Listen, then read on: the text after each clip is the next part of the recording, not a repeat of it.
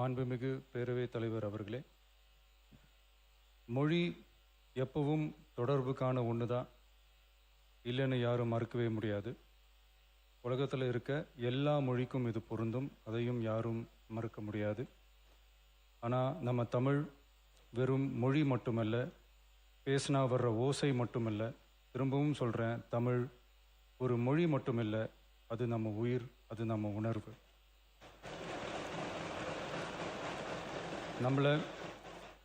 நம்மளை பெற்ற தாயை அம்மானு சொல்கிறப்பெல்லாம் பாசமும் சொந்தமும் நம்மளை அறியாமலே உயிரா உறவா உணர்வா தானா உள்ளுக்குள்ளே தோணும்ல.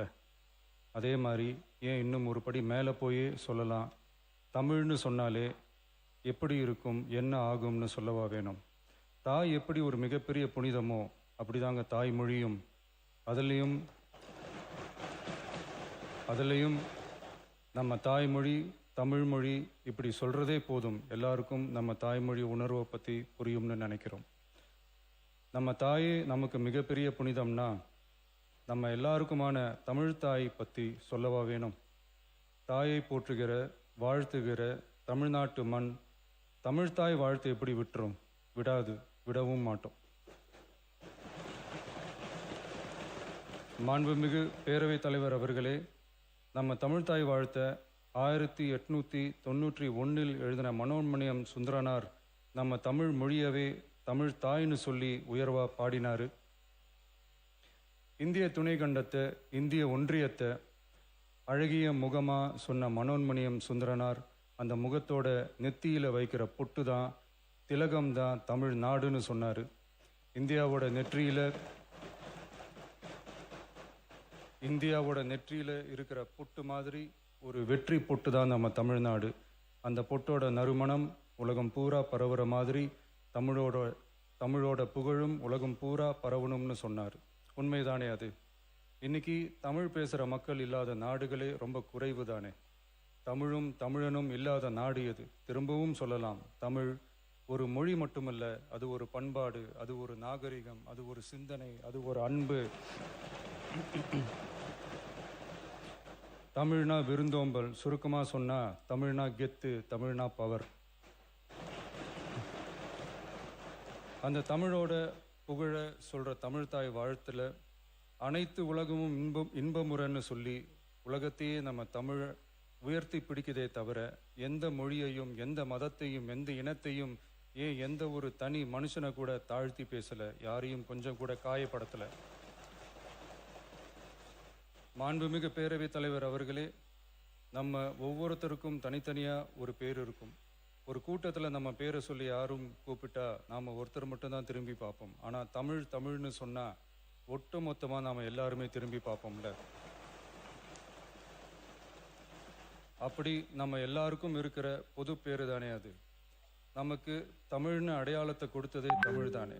ஒரு பேரு, ஒரு சொல்லே, ஒரு மிகப்பெரிய வரலாறுனா அது நம்ம தமிழ் தான்.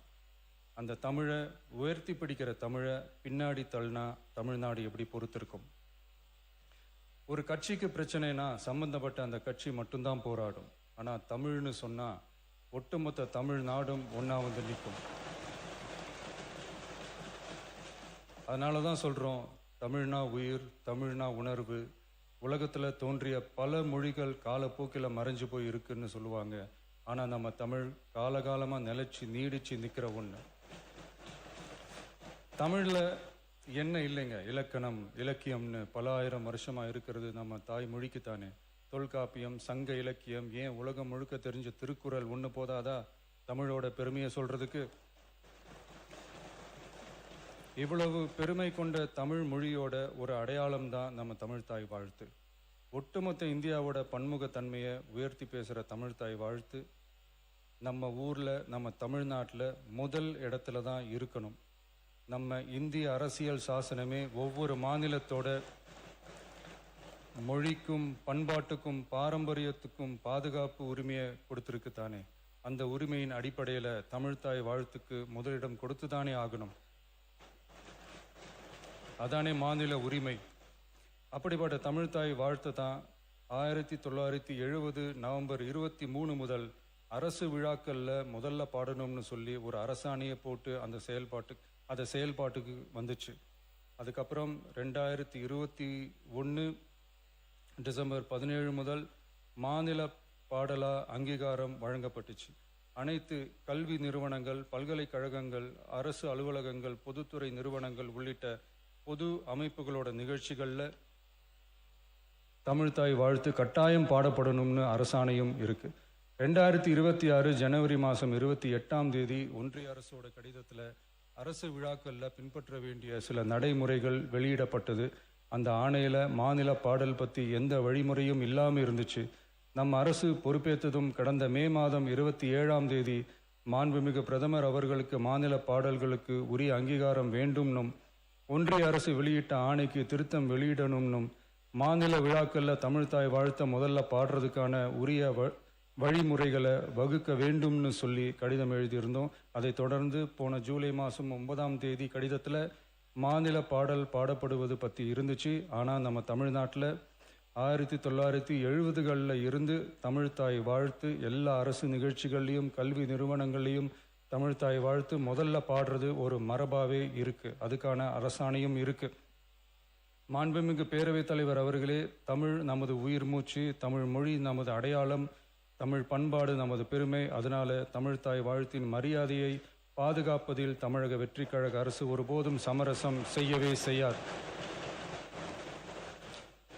தமிழ்தாய் வாழ்த்தை முதலில் பாடுவது அரசியல் அமைப்பிற்கும் இந்திய ஒற்றுமைக்கும் எதிரானதில்லை, மாறா வேற்றுமையில் ஒற்றுமைன்ற இந்தியாவோட உயர்ந்த கொள்கையை வெளிப்படுத்துறது.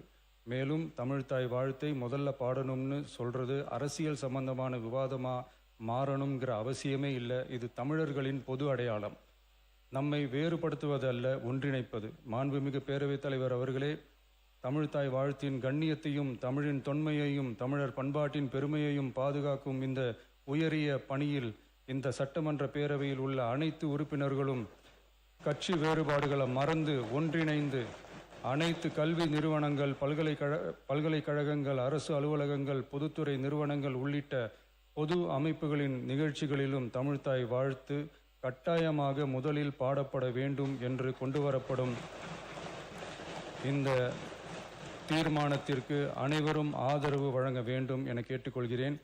தமிழ்தாய் வாழ்த்து தொடர்பான அரசினர் தீர்மானம். தமிழ் உலகின் தொன்மை வாய்ந்த செம்மொழியாகவும் தமிழர் நாகரிகம் உலகின் மிக பழமையான பண்பாட்டு மரபுகளில் ஒன்றாகவும் திகழ்வதை பேரவை பெருமையுடன் பதிவு செய்கிறது. மனோன்மணியம் சுந்தரனார் அவர்களால் 1891 எழுதப்பட்ட மனோன்மணியம் என்ற நாடக நூலின் பாயிரத்திலிருந்து எடுக்கப்பட்ட தமிழ்தாய் வாழ்த்து 1970 நவம்பர் 23 முதல் அரசு விழாக்களில் முதலில் பாடப்பட வேண்டும் என அரசாணை வெளியிடப்பட்டு செயல்பாட்டுக்கு வந்துள்ளது.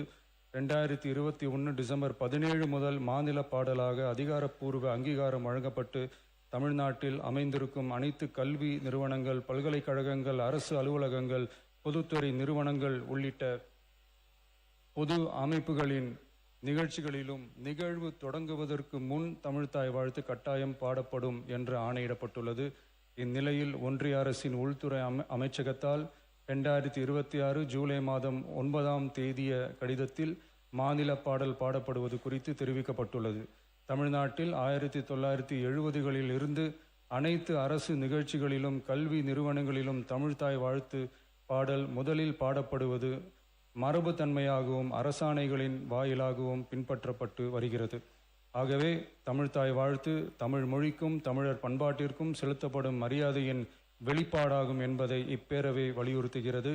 இந்திய அரசியலமைப்பு வழங்கியுள்ள மொழி மற்றும் பண்பாட்டு உரிமைகளின் அடிப்படையில் தமிழ்நாட்டின் பண்பாட்டு அடையாளத்தை நிலைநிறுத்தும் வகையில் தமிழ்நாட்டில் அமைந்திருக்கும் அனைத்து கல்வி நிறுவனங்கள், பல்கலைக்கழகங்கள், அரசு அலுவலகங்கள், பொதுத்துறை நிறுவனங்கள் உள்ளிட்ட பொது அமைப்புகளின் நிகழ்ச்சிகளிலும் நிகழ்வு தொடங்குவதற்கு முன் தமிழ்தாய் வாழ்த்து கட்டாயம் முதலில் பாடப்பட வேண்டும்